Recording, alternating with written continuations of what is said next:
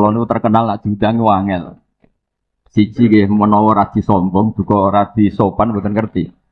Nak jare sing ngundang niku sombong, nak jare pangeran insyaallah sopan. Mergo pidato terus ngandani wong. Ngandani wong ora sopan. Nek jare sing ngundang ngotot ae, nek ora teko sing ora sopan. Nah ini perspektif niku kalau utarakan kersane sing monis kula boten sopan tobat. Ya niki rileks mawon. Kula secara struktur keluarga manggil Bu Ida niku bulik karena kula niku generasi Mbak Aziz, Mbak Maimunah, ada putra namanya Mbak Idrus. Mbak Idrus juga ada putra Mbak Kula Fatimah, ibu kula generasi ke-6. Menawi keluarga kerapyak, misalnya Bu Ida, Mbak Ali Maksum, Mbak Nuriyah, terus Mbak Mas Furiyah, terus Mbak Abdul Aziz. Tapi buyut kula niku mbarep. Dados kula memang secara emosional dekat sekali sama keluarga Lasem. Cuma istilahnya kula keceluk Bani Umar. Sing teng mriki wonten Mbak Fatma niku garwanipun. Sakjane kula ngundang Zaki nggih Zaki ngoten mawon. Sampai berhubung garwa Mbak kula terus kula terpaksa ngundang Mas Zaki. Nggih radi kriminal niku secara struktur keluarga niku. Maksudnya manggil Mas yang pernah adik ngerabi Mbak. Tapi ini betul penting lah. Kalau tak cerita sedikit tentang, tidak tahu saya terjemahnya tip itu ilmu kedokteran apa ilmu kesehatan saya juga tidak tahu. Tapi ketika Pak Imam rawuh tenggen kula sukani kitab Al-Qanun fit Tib karanganipun Ibnu Sina. Di antara yang didhawuhna Imam Syafi'i radhiyallahu anhu itu ngendikan al ilmu ilmani. Ilmu itu ada dua, ada ilmu fikih wa ilmu tib. Ilmu kesehatan. Kemarin kula alhamdulillah nderekaken ke Zofur pas wisuda wonten Pak Imam Taufik, Profesor Imam Taufik. Kula niku sering cerita secara keilmuan. Ilmu kesehatan itu penting. Misalnya ada orang belajar sabar lewat referensi kayak hikam, kayak ihya ya. Tapi makanannya itu pemicu emosi. Kalau guyon mbek Gus Zofur iku mandindi kira-kira. Jadi belajar itu sabar, wajib sabar. Tapi yang dimakan itu yang memicu emosi. Belajarnya tentang kesehatan berpikir, tapi nyabu. Artinya makanan itu punya pengaruh penting dalam sistem tubuh kita. Orang mabuk ya karena makanan, orang gampang emosi ya karena makanan. Makanya Imam Syafi'i di sini ngendikan ilmu fikih wa ilmu tib. Orang punya kemampuan rasionalitas itu kalau otaknya normal. Normal itu bisa dipicu, disebabkan cara pandang. Cara pandang ini penting. Misalnya tadi, kalau orang ngundang saya itu pikirannya itu ngundang, kalau nggak dituruti itu terus mutung, darani sombong macam-macam. Kalau saya itu cara berpikir kebalik, diundang nang panggung, terus ngadeg, terus ngandani wong, kadang dikandani luwih sepuh, terus ruwet. Kulo niku pun memaklumatkan diri Islam, mbah-mbah kulo niku terkenal wali, jadi kulo nggih mau daftar wali resmi. Jadi kulo niku sering niki cerita mawon kulo mungkin tidak sampai 20 menit. Selain mungkin buatan mampu nggih, memang enggak boleh lama-lama. Haram. Kulo niku sering sinau, alhamdulillah sinau ihya ki khatam. Karena pun dipameri wow Pak Hamam. Ben kecelok putra mantu Wali Maksum yo cerita al macam-macam ben ketok pinter. Tapi ternyata dendam mbek mertuane dicurigai Muhammadiyah terus dendam nganti saiki. Ya alhamdulillah niki Bu Ida boleh kula niki jenengan de bojo sing ra dipendendam. Saking dendame membuktikan nak dekne ora Muhammadiyah. Sampai sesulit ini untuk menjawab kalau beliau tidak Muhammadiyah.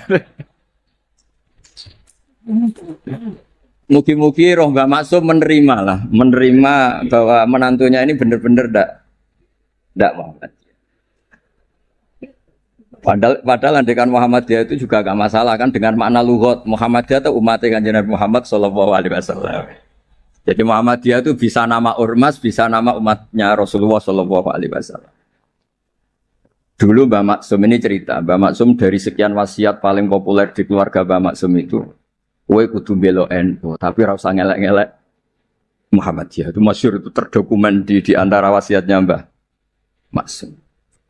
Dan alhamdulillah saya tadi diderekno cucu Mbak Abbas. Kolonel Nafis itu cucu Mbak Abbas.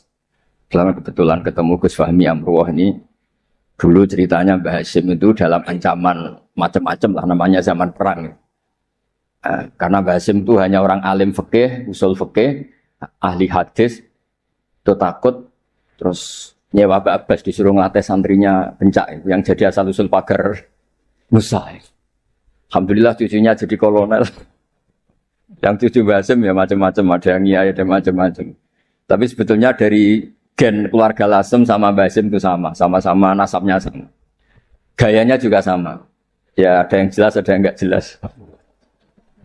Tapi saya ingin bela yang tidak jelas karena ini kan kampus ya, jelas aturannya jelas. Saya itu sering ditanya. Saya sering ditawarin, Gus, mau jadi dokter honoris causa di kampus ini. Enggak, kata saya. Kenapa? Nara di duit ora pantes, dokter ora di duit. Jadi enak Gus nonton ngopi ke pantes, ora jelas ke pantes, kafe pantes.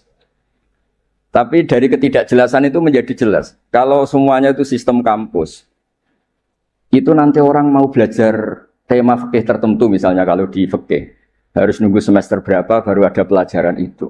Masa mau belajar khed daftar dulu sampai mata kuliah berapa baru dapat pelajaran khed. Itu bisa tutup Islam kalau semuanya tertib itu. Tapi baru kayak kiai gak jelas kayak saya itu di jalan ketemu orang tanya, Gus, badhe sowan. Sowan apa? Ketemu saya di pasar. Saya hobi sering ke pasar. Bukan karena nganggur ya memang senang. Saya itu senang di pasar itu sederhana. Kalau ada ibu-ibu awam tak belajari 10.000 senang, alhamdulillah. Kok pinter jenengan, saya ini kiai besar, jadi kalau muni alhamdulillah ngenteni untuk duit 10 juta, ini yang nggak pernah ngaji untuk duit 10.000 sisa syukur. Jadi tak anggap itu bentuk kekalahan saya. Jadi kalau nang pasar itu bentuk tawaduk kula, ini buatan ngajari terus kiai-kiai nang pasar, gitu, buatan ini cerita mawon. Cerita istihad. Terus saya bilang, buatan usah di sini saja. Terus tanya, anak saya itu istihadah, keluar darah gini-gini, sholatnya gimana? Tak jawab saat itu juga. Ada kiai yang negur itu tidak sopan, Gus tanya kok tidak sowan ya. Nak sowan malah ra sopan, siji ganggu aku pas istirahat. Nomor loro cah dalemku ribet gawe teh ngene-ngene. Mergo cah dalemku ya agak kacau. Habis bikin teh ada tamu lagi, mau kok gak menisan. Karena aku harus bikin teh lagi. Saya itu sudah survei di semua cah dalem kiai itu ternyata ngeluh kalau kiainya tamunya banyak. Jadi dulu ketika saya masih nerima tamu, 2 tahun kiai wafat itu saya masih nerima tamu. Itu kalau ada tamu, kangkang resik-resik ada tamu lagi. Waduh, gak menisan mau. Maksudnya kodak jatuh. Nah ini cerita saja, bukan nyindir para tamu enggak. Tapi ini supaya dimengerti. Bahwa kehadiran mereka itu gak digedaki candalem. Nah ini kan lembaga ilmiah, ini kan diskusi ini ada Mas Imam Taufik tukang diskusi. Jadi nah ini yang tertib ya monggo, yang enggak tertib ya karena barokahnya enggak tertib itu misalnya semua orang soleh di masjid. Kalau ada orang kecelakaan yang nolong ya orang-orang yang di jalan. Itu orang-orang enggak tertib. Tapi itu efektif itu. Ada orang tersesat yang nolong mereka, kecelakaan mereka, ada orang jampret yang nolong mereka. Jadi umat Islam itu di mana saja itu baik. Yang jalur kampus dia baik, yang jalur enggak tertib kayak saya juga baik. Dan dari dulu saya itu yakin suatu saat saya tetap keramat dengan cara saya seperti ini. Bukan apa, karena tadi orang Islam itu banyak yang nganggep kampus itu elit. Wow, gitu bayar terus elit terus berdasi. Jadi bayang notok aja enggak. Kalau cerita Pak Imam Taufik pertama kuliah itu sudah bayangkan di wisuda, kata beliau pas di sana pertama masuk itu sudah bayangkan di wisuda. Kalau di pondok kan enggak. Wong Islam talukan mondok, sekian ini ra jelas, padha ra jelas santai. Dijak jagongan mau ditakoki kowe candi le. Ngapak, yang ngapak, santai. Ya pokoknya enggak jelas. Tapi dari cerita enggak jelas itu saya punya argumentasi ilmiah. Yang milih jalur ini, saya kan enggak perlu cerita yang jelas-jelas tadi. Beliau sudah promosi sampai sebegitu hebatnya. Hebat. Betul. Soalnya top lah. Cara tahadus bin Emma itu top. Enggak tahu tahadus apa sponsor enggak tahu. Tergantung niat itu. Saya juga nanti insya Allah hormat keluarga Gus Asim di keluarga Kiai Nawawi baca hikam. Jadi memang saya ini mohon maaf saya itu susah diundang. Bukan apa-apa, memang saya punya bapak namanya Kiai Nur Salim itu punya abah namanya Mbah Nur Sam itu nggak pernah keluar rumah. Jadi saya punya sanad gen keluarga yang suka di dalam. Jadi saya ini bapaknya bapak saya itu nggak pernah keluar dari rumah, itu terkenal sekali dan ya beliau juga dari gen-gen yang suka tirakat. Saya jarang cerita itu karena beliau itu puasa mulai dulu sampai wafat. Jadi saya jarang cerita karena takut. Nah, jenengan kok boten ngoten Gus. Jadi makanya. Makanya saya lebih sentuh cerita gen dari ibu karena keluarga Lasem tuh rileks ngopi-ngopi, cangkruk, semuanya santai. Ya alhamdulillah kok punya sanad begitu gitu. Saya cerita secara ilmiah. Suatu saat Rasulullah SAW itu mau haji wada. Haji wada dipapak sama Imro'atun bin Khosam. Yang diceritakan di situ tuh sangat besar ya. Imro'atun bin Khosam itu cantik sekali. Nabi murdifun Fadl bin Abbas, Al-Fadl bin Abbas. Fadl karena ganteng ya melihat perempuan tadi. Perempuan ini karena Fadl ganteng ya dilihat. Sama-sama melihat. Yang satu melihat orang cantik, yang satu melihat orang ganteng. Masyhur terus. Fasarrafa Rasulullah wajal Fadl. Wajahnya Fadl dipalingkan sama Nabi. Kemudian Imro'atun bin Khosam tadi tanya. Saat itu juga di perjalanan. Nabi masih di atas unta. Ya Rasulullah, ya ini karena tadi Pak Hamam cerita alimnya tentang sorok naku ya saya cerita hafalan saya bahwa bapak saya punya anak saya itu tidak salah, bapak saya punya cucu saya itu tidak salah. Beliau kan ya cerita gitu. Dua anak ini ora rugi, so profesor, so jadi mantune Bali, so kondang terus sampai gedungnya di atas UMC gitu. Tidak tahu. Ini orang pinter kok pakai ukuran fisik tidak tahu. Kalau gedung itu kan fisik, tidak tahu cara berpikir gimana tidak tahu. Karena saya ini alam rohani, ukurannya di klasmen kewalian, jadi itu kan nggak kelihatan. Jadi tidak tahu di klasmen berapa, tidak tahu.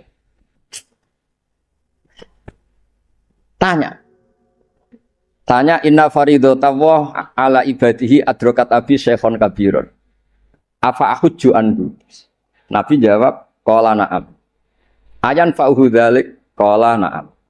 Kama lokana ala abiki denun faqadaitihi nafa'ahu. Ya Rasulullah, bapak saya ini sudah sepuh sekali ketika haji diwajibkan. Apa saya bisa menghajikan beliau? Bisa. Apa manfaat? Ya bisa, seperti bapak kamu punya utang, kamu yang bayar itu cukup. Ya. Lalu Imam Bukhari itu mengebabkan ini sampai 3 kali. Satu di bab haji makdud. Jadi sebetulnya haji itu ada 2. Yang niabah atau badal. Menghajikan yang mati karena sudah tidak bisa haji. Atau menghajikan yang lumpuh yang nggak mungkin haji lagi, disebut haji ma'dud. Jadi Imam Bukhari mengebabkan babul hajil ma'dud atau al-ihjad anil ma'dud. Tapi di bab berikutnya dengan hadis yang sama persis beliau mengebabkan babu hajil mar'ati anir rojul karena secara fikih ini masalah, masa perempuan mengganti lelaki. Tapi dengan hadis yang persis di bab ilmu Imam Bukhari mengebabkan babul futya fitorik. Bab boleh fatwa ketika di tengah jalan. Jadi nggak perlu ada kiai yang kiai resmi nggih monggo, kalau ada pertanyaan sowan dulu, daftar dulu nggih monggo. Kiai kayak saya seketemunya juga monggo. Saya itu 2005 itu tiap bulan ke Jogja di UI sama Profesor Zaini. Itu mesti ngebis. Ya mesti ada yang tanya. Jenengan Gus Bak nggih. Wah, beneran Gus badhe tanglet. Niku kadang sampai Rembang sampai Semarang ora barbar. Sampai 20. Lo kok banyak betul. Mumpung ketemu Gus, nah jenengan nek disowani wangel. Ya barokahnya niku mboten bayar Pak Amam, dadi ikhlas. Mboten niki cerita mawon barokahe ketemu niku mboten bayar, dadi ikhlas ini.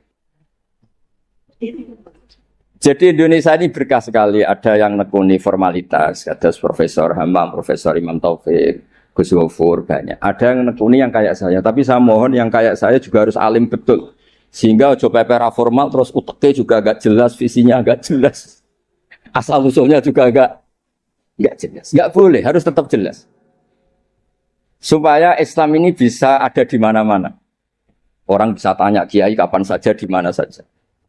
Saya ini haji itu tidak mutawif, bayar. Saya umroh juga milih bayar daripada gratis di kongkonan. Saya berkali-kali ditawari Gus haji Gus gratis kira-kira mau mari go kongkonan gitu. Umrah juga sering ditawani Gus jadi gak bayar aja. Duit 20 juta atau 40 juta jadi budak kata jadi kongkon-kongkonan gitu. Wis ngono arahe kon ngesahno pilihan kabehane ini. Kok cara fikih ra salah kon ngesahno wong fatwa orderan kan. Jadi rada repot kadang gitu. Kadang padahal secara fikih itu bisa diperdebatkan sah tidaknya. Bukan sah tidaknya haji ya ibadah yang bukan penting-penting ya. Nah, berkahnya orang kayak Bali Maksum yang nekuni keilmuan teng Termas, Bali Maksum ditemani Mbah Kula.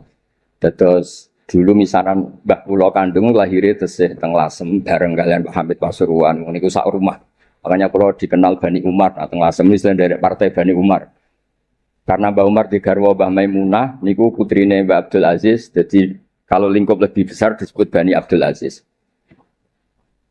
Barokah Mbah Ali Maksum, terus beliau ngaji teng Mbah Dimyati, riyen bareng putra-putrane Mbah Mahfud termasuk Mbah Muhammad. Punya satu putra namanya Mbah Muhammad, Gus Muhammad. Niku ilmu itu di mana-mana sehingga kampung-kampung itu luar biasa Islam teng Indonesia. Ada syekh yang datang dari negara yang tertib sekali. Di Indonesia imam digaji berapa? Fasilitasnya apa? Di negara kami imam itu digaji 70 juta, fasilitasnya mobil BMW gini-gini. Kalau di Indonesia enggak. Kadang komat sendiri, dan sendiri. Terus lucunya itu Mas Imam Taufik itu imamnya tetap bilang imaman lillahi ta'ala. Ditanya, kenapa bilang imaman enggak ada makmumnya? Makmumnya jin, Gus. Warga di kampung itu. Tapi uniknya syekh yang dari negara tertentu yang digaji itu digojlok sama Kiai Indonesia, Gus Wami. Makanya kamu jamaah terus, takut potong gaji ya. Karena dia digaji, difasilitasi, kalau dia bolos itu potong gaji. Kaget saya, ternyata ini masalah dalam dunia ikhlas itu. Pertama mencibir Indonesia, imam nggak diperlakukan secara terhormat, nggak difasilitasi. Terus kata imam Indonesia, makanya jenengan sholat terus, takut potong. Akhirnya saya ini sadar. Oh iya, bagus ikhlas. Ya artinya barokahnya enggak tertib itu juga hakikatnya tertib. Karena akhirnya ada masjid di kampung-kampung, enggak jelas pendirinya siapa, wakafnya juga sengketa, sertifikasinya juga sengketa, kiainya juga sengketa. Yang baru jadi takmir semangat pengajian besar, yang enggak takmir mutung. Barokah mutung terus bikin masjid tandingan, akhirnya masjid di situ banyak, alhamdulillah. Pokoknya, nah. Kiai itu harus punya kelapangan pandangan seperti ini supaya Islam itu di mana-mana. Kalau semuanya tertib nanti prosedural. Masa mau tanya haji saja nunggu semester yang kebetulan ngajarkan apa? Haji. Wong sholatnya subuh mau tanya pakar fikih ngantornya jam 9, bisa ditemui jam 1. Pertanyaannya tentang sholat subuh. Subuh hari ini, kalau hari besok kan iya, kalau hari ini kan, nah kalau kiai kan nggak ketemu di jalan tadi tanya, Gus, anak kula niku keluar terus darah, ini ku sak dhuwure adat, ini ku sholat apa mboten? Biasanya kate berang dina 6 dina wis rudat ilal adat, soalnya gerbar 6 dina hukum istihadah ngene kan. Gak usah sowan Gus, gak ngel-ngelo cah dalemku. Ini mboten nyindir, maksudnya cerita, jadi mboten cerita. Jadi monggo lah, istihad apapun itu baik asal didasari keilmuan yang baik. Jangan sampai apa ya, karena kita punya pilihan istihad tertentu seakan-akan yang lain itu salah. Saya berkali-kali cerita menyangkut istihad. Biasa ulang lagi, saya berkali-kali cerita tentang istihad dan dari sekian itu di antara yang mau saya baca di sini, nanti kitab ini saya tinggal mungkin bisa dipelajari menantu Bali Maksum bernama Profesor Hammam itu. Yang tadi cerita terus tentang bahasa Arab, kayaknya butuh legitimasi ini loh mantu Bali. Beliau khawatir kalau hanya dianggap pakar medis itu. Apalagi di depan keluarga Lasem. Darani raiso ngaji kan Yuhisin, mantu Bali Maksum. Jadi tadi maklumat terselubung kira-kira gitu. Ini kata beliau kan ini tetap ingin ikut sunnah Rasulullah SAW. Ini saya bacakan. Ini kitab yang luar biasa. Ini namanya kitab Al-Milanul Kubro karangannya Imam Sa'roni.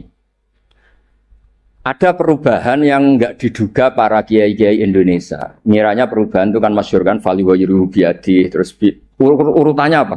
Mangro'a minkum mungkaron faliwayiruhu biadi dulu ya. Terus bilisani, yang terakhir apa? Biqalbi. Itu umumnya kiai kan nafsiri biqalbi itu yang penting kamu enggak suka kemaksiatan itu. Yang penting Anda ngingkari atau enggak suka bentuk-bentuk perilaku maksiat itu. Tapi di sini ada dawuh ya makalah dari Imam Sa'roni.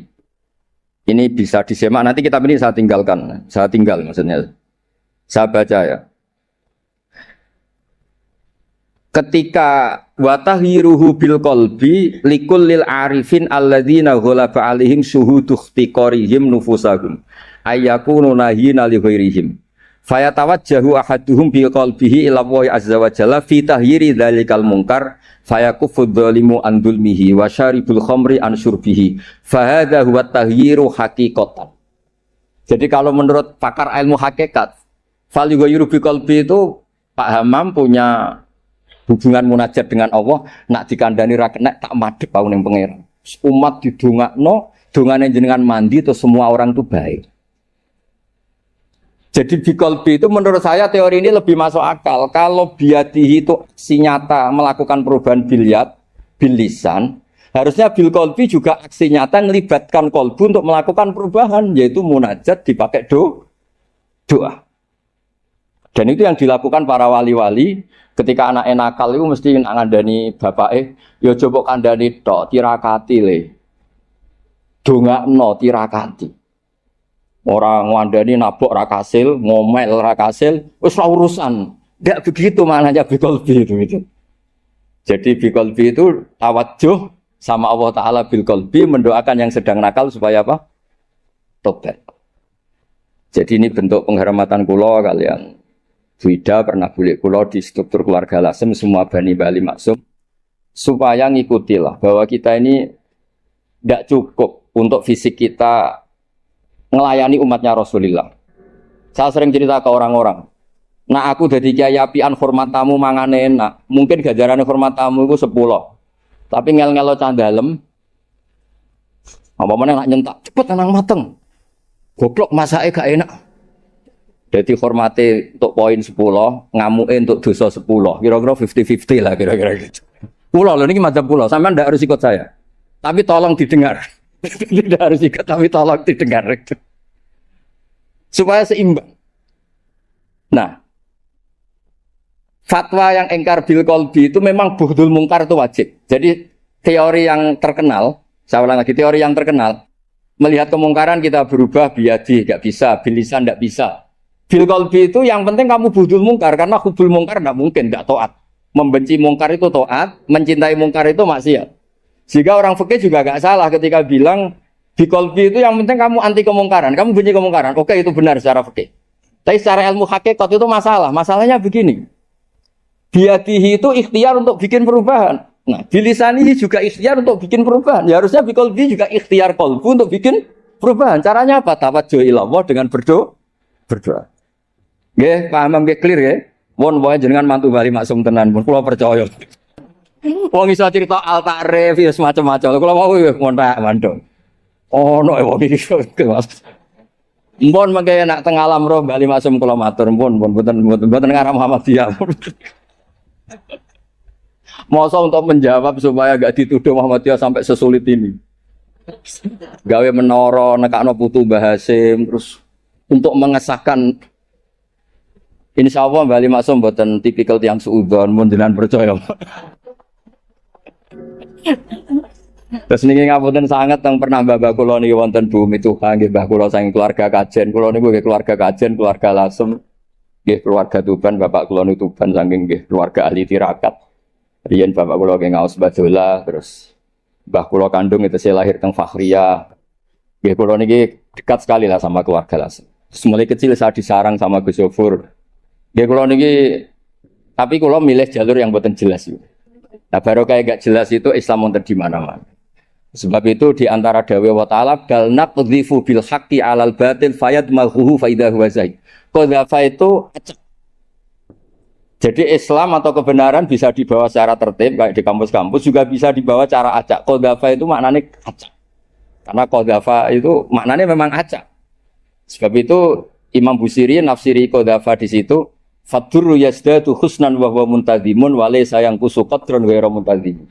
Air yang dipam, yang ditata juga baik. Tapi barokahnya air acak. Orang di tengah hutan nemukan air di mana-mana. Kalau semuanya ditertibkan di menara air, nanti kalau nyari air di titik yang sama. Nah, makanya fadurru yazdatu husnan wa huwa muntazimun wa laysa yanqusu qadran ghairu muntazimi. Jadi kebaikan itu kamu untai secara tertib ya baik, kamu acak saja namanya kebaikan juga tetap baik. Jadi saya pikir kalau diaturi Wida, diaturi pernah bulik kula ketemu mriki tak anggap pengakuan yang tertib pada yang tidak tertib. Dadi anggap mawon ngoten gitu. Nak nganggo hukum sopan yo ngongkone wong tertib ambek sing ora tertib. Sopane sing ora tertib ambek sing tertib. Oh, nyatane kalau dikongkon gelem kan berarti cah sopan. Bocah apik lah iso. Terus kalau suwon niki kitab ini saya tinggal untuk hadiah pada keluarga mriki Almata. Jadi ada ulama yang mengatakan fal yughayyiru biqalbi niku artinya apa? Faya tawajjahu ahaduhum. Jadi pertama orang-orang sufi itu ya, ghalaba alaihim syuhudu ikhtiqarihim nufusahum. Mereka itu menganggap dirinya itu siapa sih? Saya ini tidak Tuhan, tidak Al-Mudabbir, tidak pengatur alam. Kok ingin merubah alam, kita ini siapa sih kok menamakan diri sebagai pengubah alam, pengubah sosial, inspirator sosial. Kita ini siapa? Tidak siapa-siapa di depan Allah itu la haula wala quwata illa billah. Nggih. Maksudnya benjenengan mboten amen aku mbek sorop tak unggahno dadi makom hakikat. Mengke karena babanya Mbak Maksum nggih dugi Mbah Sambu, Mbak Ali Maksum nggih ibuke sang dugi Mbah Sambu. Nah, Mbak Maksum dugi mriku. Aja napa? Mahmud nggih. Nggih Sultan Mahmud. Jadi jenengan dadi mantune raja ya mantune wali. Mulane membela dirine sampai sak jam.